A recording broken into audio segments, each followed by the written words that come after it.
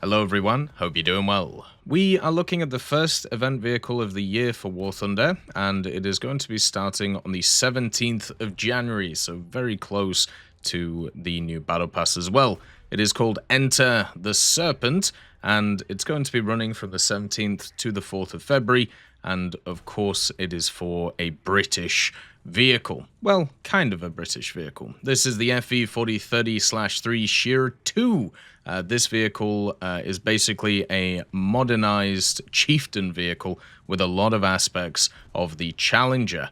The Iranians wanted to use the chieftain, but they also wanted to modify it for their expectations. And the Shia is that variant. So what you're getting here is not just a standard chieftain, but one which has been heavily upgraded. There are two versions of the Shia. You have the Shia 1, and the big upgrade of the standard chieftain was the engine and also the transmission. Basically, they took those from the Challenger or similar to the Challenger and put it into the chieftain. So you're getting a better powertrain, you're getting a better general engine. It's going to have 1200 horsepower and should have pretty good mobility compared to the standard chieftain. Think more about Khalid instead of chieftain, right? Like that's more of the mobility you're going to get. The Shear 2 is an even bigger upgrade because what it does is it adds elements of Chobham armor to the vehicle, which once again is something that the Challenger brought along. So imagine this as kind of half of a chieftain and half of a Challenger. It's able to fire L23 APF SDS. It's going to have access to a laser rangefinder.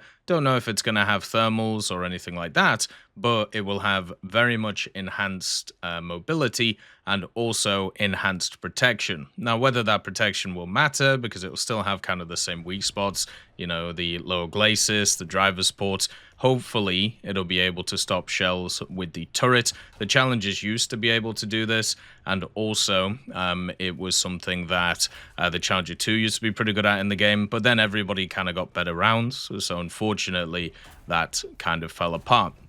Now, the reason why this is the Enter the Serpent event is because of the Lunar New Year.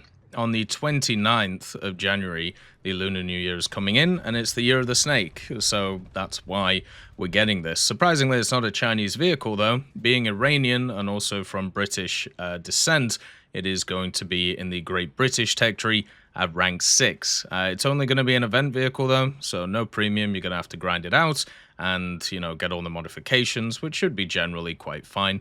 It's not really going to be too much of a problem on that end of things. Also, along with the event, you have some decals and also decoration. The decals are a snake decal, then the Year of the Snake decal, and also the Ouroboros decoration, which is a snake eating itself. Seems kind of rude, if you ask me. Then, when it comes to the event itself, it's a pretty standard one. So, you know how last year they changed the events to be single vehicle events? This is a continuation of that idea.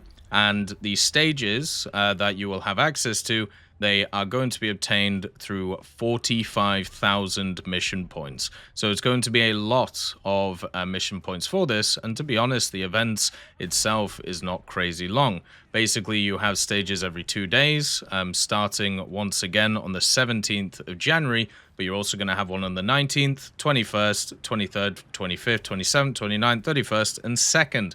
So during that time, you will get the decals, you get the decoration, you get the vehicle itself, and also you'll get some bonus chests, which will either have stuff like premium account, some camouflage, or even a SL in them, which is more than likely. Everything else has kind of stayed the same with this type of event.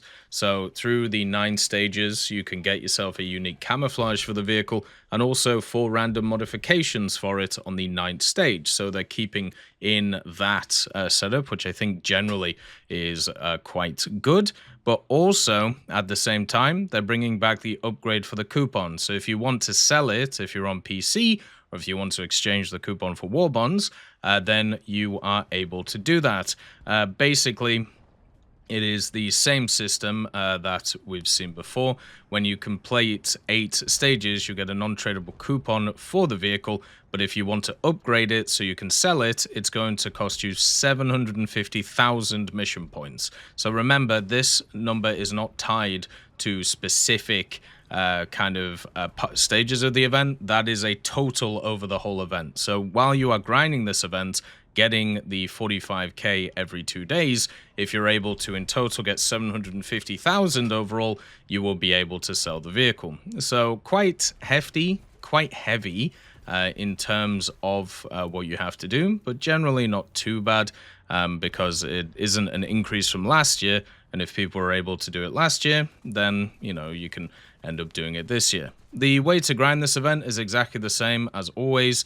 Since it is a ground vehicle, you have to grind it in ground at rank 3 or above in arcade realistic and also simulator battles. You can also earn mission points though with rank 1 or 2 event vehicles if that is something that you want to do. Remember, you can always do the trick where you click on the vehicle and then you just play a different lineup.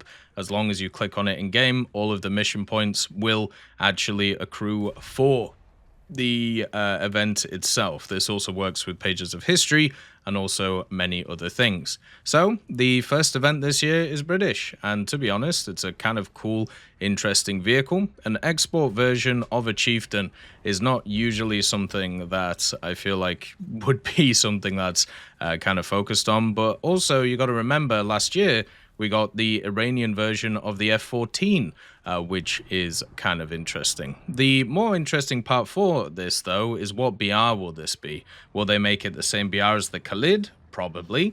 But also you have the Chieftain Mark 3, 5, and 10. But I would say this one is probably better than all of them because of the fact that it has that extra mobility and also additional armor.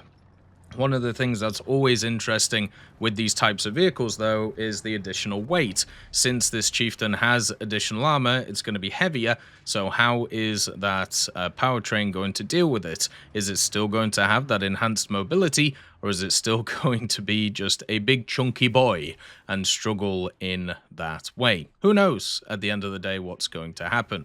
By the way, they have also brought back that system where if you want to grind out the event, but you don't get all the way to the stage, and then the stage kind of skips over to the next one, you are able to actually get yourself some pretty cool discounts on the G needed for the stage. So if you've earned 85% of the required mission points to complete the stage, the price for purchasing it has halved. And then if you earn 95%, it's reduced by 5 times. So it's only 20% of what you need. So obviously that's really nice. It seems like they haven't done any improvements in these events. They haven't adapted anything. They haven't pushed anything forward, but they also haven't pushed anything back, which I think is also kind of impressive. The major thing I think people will be annoyed about is the 45,000 mission score, though. That is quite heavy, and since we haven't actually had a huge break between events, and also the battle passes coming up might be a continuation of what we saw last year, which is just a million events on top of each other over and over and over again. So we'll have to see how it goes. I'll keep you updated on the vehicle as it comes into the game, and as always, I hope you have a wonderful day, and I'll see you next time.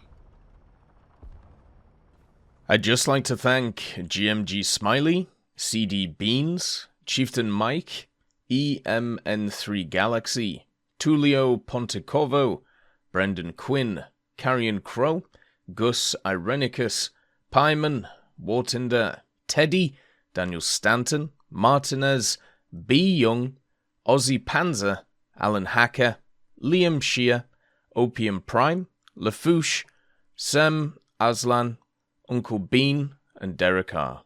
for supporting the channel.